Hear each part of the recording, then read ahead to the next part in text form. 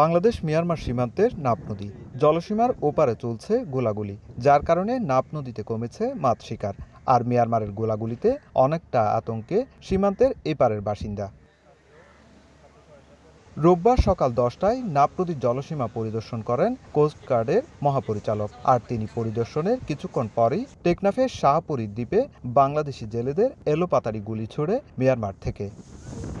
স্থানীয় জেলেরা জানান, এফবি মায়ের দোয়া নামের একটি ফিশিং ট্রলার সাগর থেকে মাছ ধরে কুলে ফেরার সময় মিয়ানমারের একটি জাহাজ থেকে এলোপাতাড়ি গুলি ছোড়া হয়। এতে 2 জেলে গুলিবিদ্ধ হন। পরে তাদের উদ্ধার করে টেকনাফ হাসপাতালে পাঠানো হয়। সাগর থেকে আসতে ওরা এদিক দিয়ে যাচ্ছে, তো আমাদেরকে সামনে পাইছে কোনো কথা ছাড়া ওরা গুলি করছে।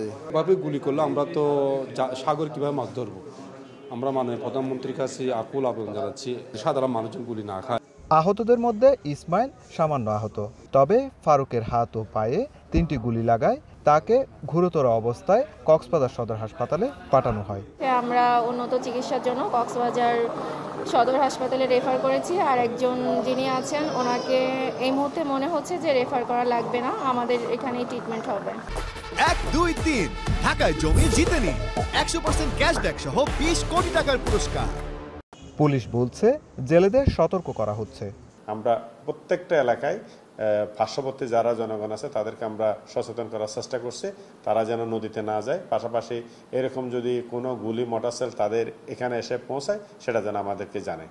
গত 4 দিন আগে এফবি মায়ের দোয়া ট্রলার 9 জন মাঝিমাল্লা নিয়ে সাগরে মাছ ধরতে যান। জেলেরা সবাই টেকনাফের শাহপরী দ্বীপের বাসিন্দা। সুজাউদ্দিন রুবেল, সময় সংবাদ, কক্সবাজার।